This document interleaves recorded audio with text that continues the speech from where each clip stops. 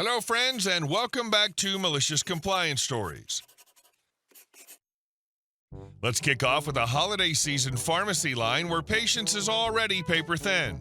But before we begin, best way to support our channel is to leave comments, like, and subscribe with the turned on bell so you don't miss the new video every single day. Here we go.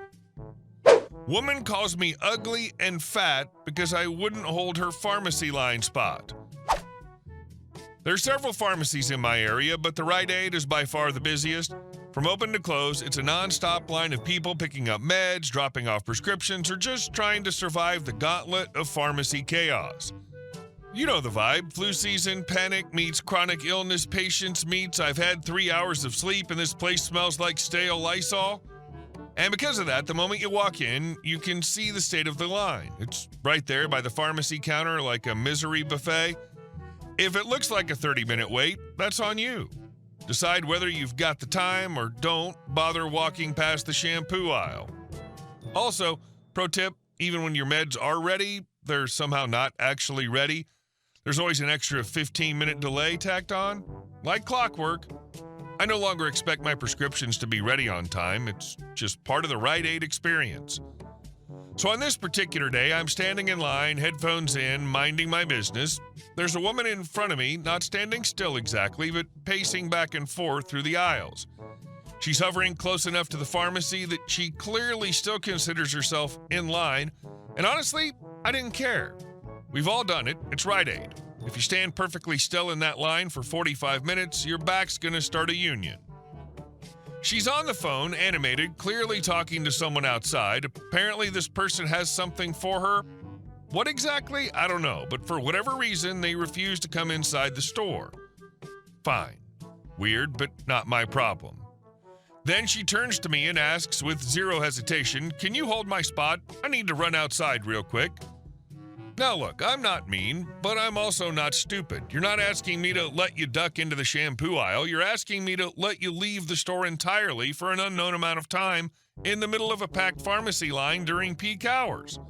So I said very plainly, no. She blinked at me like she didn't actually expect me to say no. Then immediately the switch flipped. "You're ugly." I raised an eyebrow. "You're fat." I smiled. "You're a fat, ugly bee." And that made me laugh. I mean, what else are you gonna do, burst into tears? This woman just tried to shame me into being her human line placeholder, and when I declined, went full playground bully in under 10 seconds. It was so extra I couldn't help but laugh.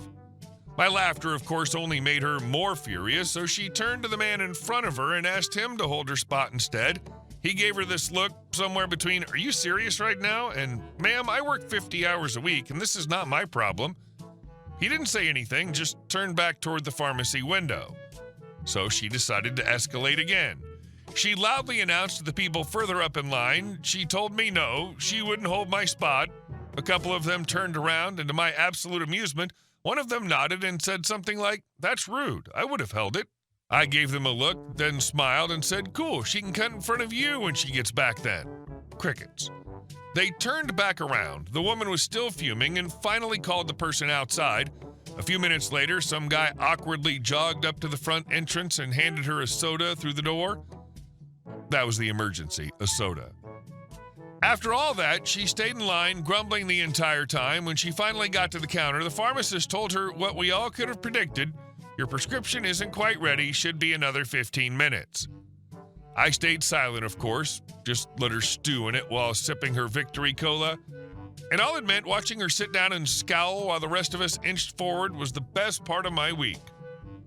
So yeah, if you're ever in line at Rite Aid and you decide to leave the building mid-wait, just know, no, I will not hold your spot. And if you call me names, I'll just laugh harder. Sure, I'll hold your space. 10 minutes later.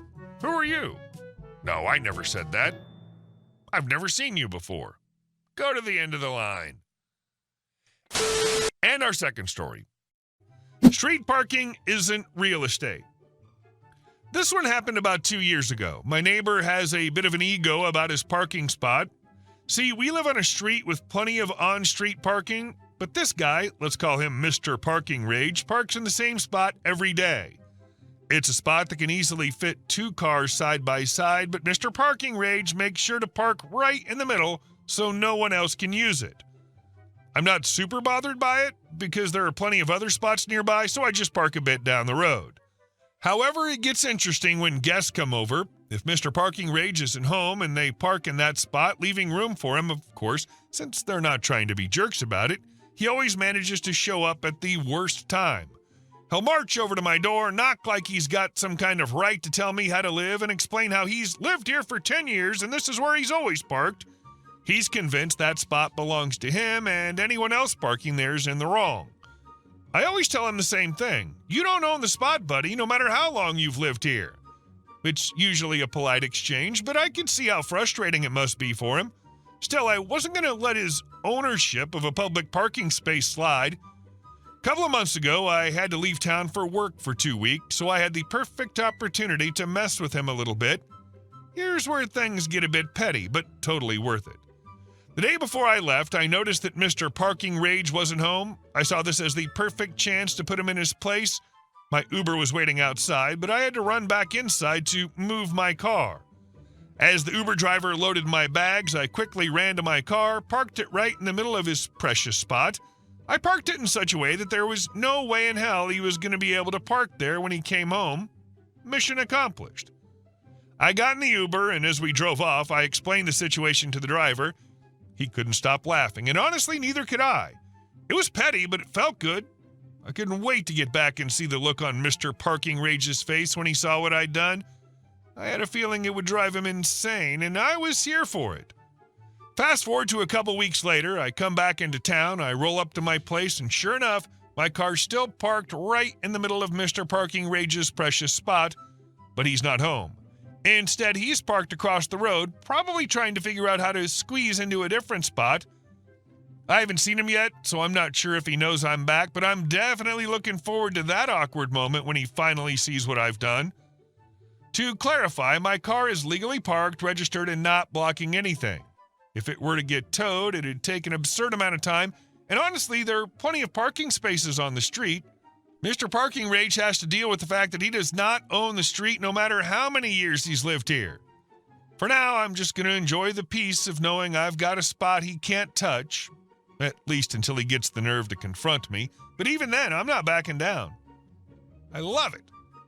Mr. Parking Rage sounds like the kind of guy who believes in the ancient and sacred doctrine of squatters' rights, curb edition. You know the type. 10 years of claiming a public patch of pavement like he personally christened it with motor oil and tears. And our last story. Suburban Karen thought she owned the land next door. Now she's in jail and her house is for sale. Let me tell you about the unhinged neighbor who went full psycho over land she didn't own and how that tantrum landed her in jail with a felony charge. About 2 years ago, my wife and I moved into a new golf course community in northern Georgia. We bought one of the last available lots on a cul-de-sac that overlooked the 11th green. Absolutely beautiful view and great for raising our 3 kids. The lot next to ours was still empty at the time, and a woman named Catherine, but everyone just called her Karen, lived 2 houses down. Karen had bought her home early in the development and gotten used to the wide open views. Problem was, the 2 lots between her and the golf course weren't hers, and once homes started being built on them, she lost her mind. Our neighbors, the Millers, bought the lot between us and Karen. Like us, they had a few young kids and decided to put in a fence for safety. The builders installed both our fences at the same time, following the HOA-approved layout, which included extending slightly into the buffer zone, a strip of land owned by the HOA that separates private property from the golf course. The buffer isn't to be built on, but almost everyone uses it for fences, gardens, hedges, whatever. The only hard rule, no permanent structures. Everything was cleared, permitted, and approved, no issues, until Karen realized that her open view was now kids playing in fences instead of wide grass and silence. She completely flipped. Phase 1, petty Karen mode activated. First came the passive-aggressive notes in our mailbox. Then she filed a complaint with the HOA claiming we had stolen land with our fences. That got laughed out of the board meeting, literally. One of the board members told her, "Karen, you don't own the drainage swale." Then she called the police. Yes, the actual police, because our kids were playing tag outside on a Saturday afternoon. The officers were confused but polite. When they asked her to clarify the emergency, she reportedly said, "They're being loud and ruining my peace." We offered to talk it out with her like adults. She slammed the door in our faces. Phase 2, full-blown harassment. She really zeroed in on our next-door neighbors. I think she figured the Millers were an easier target. Young couple, the wife is petite and quiet. The husband worked long hours. Karen started reporting them for every nonsense thing she could think of. A plastic kiddie pool, visual blight, a family barbecue, health hazard. She even tried to file a formal complaint against their real estate agent, claiming misrepresentation of neighborhood expectations, whatever that means. But the worst was when she began filming them, literally walking onto their property and pointing her phone through their windows. That crossed a serious line. The Millers filed for a restraining order and got it. Karen was warned to stay off their property and cease all harassment. She didn't listen. The arrest. A Karen crashes. A few weeks later, Karen was caught on her own security cameras, no less, stepping into the Millers' backyard while the kids were playing and yelling at them to shut up and stop trespassing on her land. Then she followed them to their back door and started recording through the kitchen window. That footage made it real easy for police to slap her with felony stalking and harassment charges. She was arrested and released on bail with strict conditions: no contact with the neighbors, no more trespassing, and no further disturbance. Naturally, she blew it. While out on bail, Karen got into it again, this time screaming obscenities at the Miller's 7-year-old for bouncing a basketball near the fence. Neighbors caught it all on video. The court revoked her bail that same day. The aftermath. Bye, Karen. Karen's currently sitting in county jail awaiting trial. Her house has a giant for sale sign out front, and I heard through the grapevine that the HOA is quietly helping push the deal through so she never comes back. Peace has returned to the cul-de-sac. The Millers finally let their kids set up a trampoline, and my wife and I planted a small garden along the fence line because, yes, we still own it. Good riddance, Karen. Enjoy your gated community, this time with steel bars and security guards. Like, how do you escalate from passive-aggressive notes to stalking children through their kitchen window? That's not just entitled neighbor behavior, that's crazy. I admire the Millers' restraint. If someone pointed a camera through my kitchen window while my kids were inside, I'd be one restraining order away from a headline myself. Hey guys, thank you all for watching the video. I'll see you in the next one.